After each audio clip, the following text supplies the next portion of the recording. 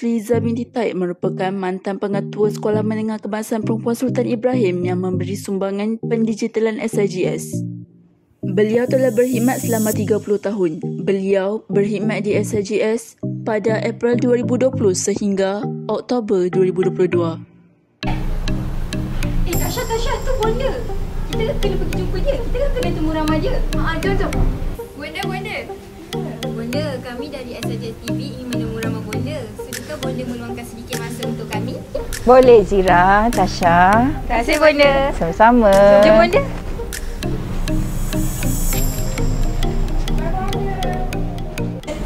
Baiklah Bonda, soalan pertama yang ingin saya ajukan, apakah perkara yang menginspirasikan Bonda untuk mendigitalkan sekolah dan asrama? Okey, ini Tasha. Bonda dengan SIGS rasanya sangat rapat dan ada sentuhan yang istimewa.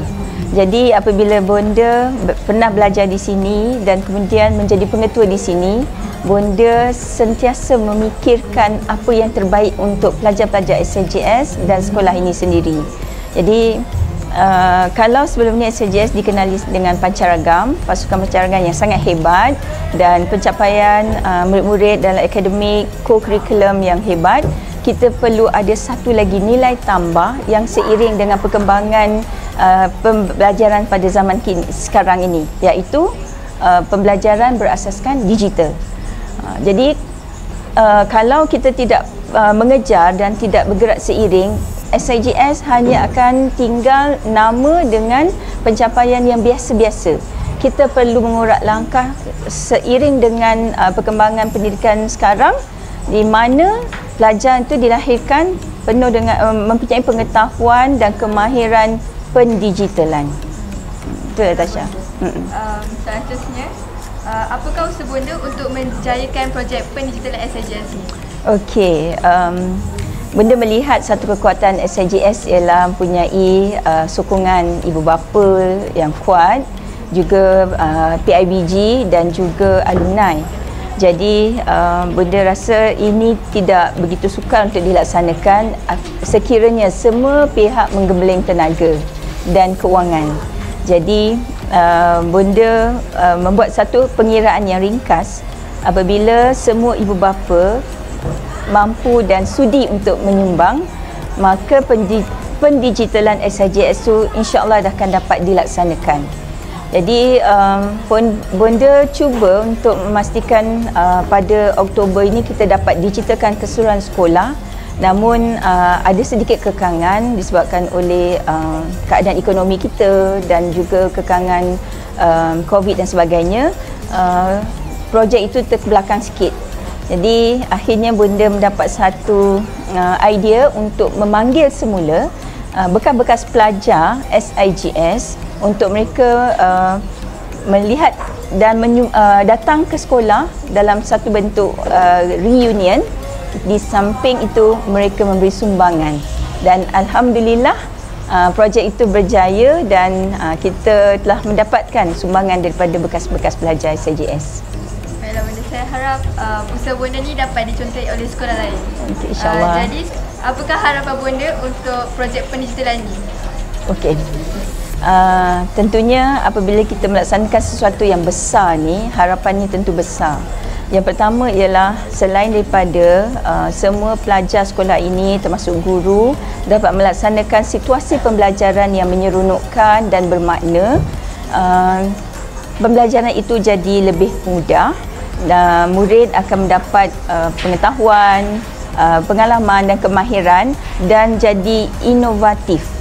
Bila kita dah dapat terdedah dengan program perkara-perkara yang melibatkan teknologi dan pendigitalan, tentunya ilmu berkaitan dengan inovasi ini akan bertambah dan lebih banyaklah inovasi dapat dihasilkan di SIGS ini, insya-Allah. Jadi harapan saya semoga usaha Bonda ni dapat dikekalkan bagi generasi yang akan datang. Amin, amin. Terima kasih Bonda. Sama-sama. Begitulah sumbangan yang telah dilakukan oleh Bonda semasa beliau berkhidmat sebagai pengetua di SIGS. Saya berharap semua warga SIGS akan berganding bahu demi menjayakan projek pendigitalan SIGS ini.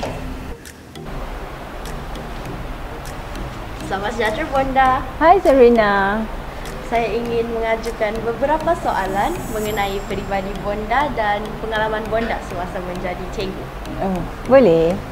Okay, baiklah Bonda. Soalan pertama saya. Perkara ni telah lama menjadi pertanyaan kepada seluruh warga sekolah. Okey. Mengapa Bonda membahasakan diri Bonda sebagai Bonda dan bukan gelaran lain? Okey, sebenarnya nak tahu. Bonda, ibu, mama, emak, semuanya menunjukkan sifat keibuan pada diri seseorang. Jadi jika Bonda dipanggil Bonda oleh pelajar khususnya dan juga mungkin cikgu-cikgu juga, Bonda meletakkan mereka tu satu jauh di sudut hati Bonda. Sangat dalam di hati Bonda, dan supaya kita tidak ada jurang yang besar dan memudahkan untuk kita berinteraksi, berkomunikasi dan memudahkan segala-galanya. Oh, begitu pula. Okay, soalan kedua. Kalau Bonda tidak menjadi cikgu, apakah kerjaya lain yang Bonda akan ceburi? Ini sebenarnya peribadi ni.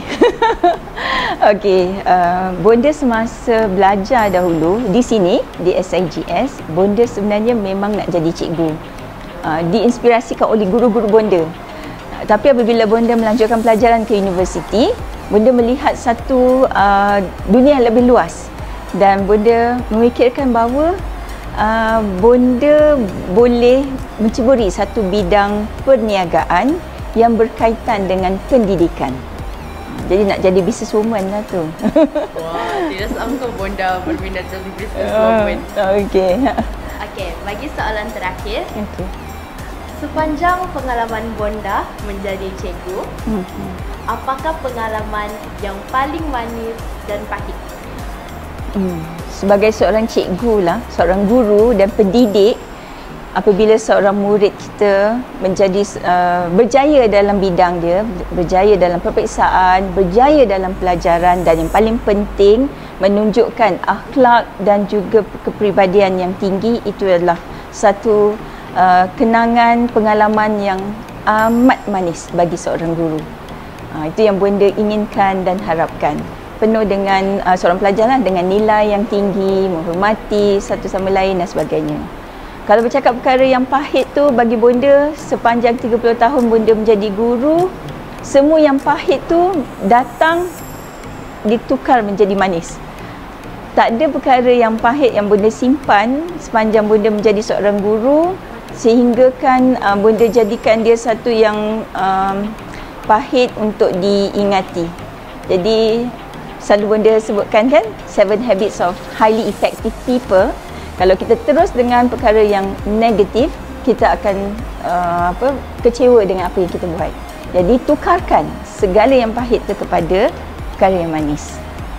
Okey, Sabrina. Okey. Okey. Cuba lagi.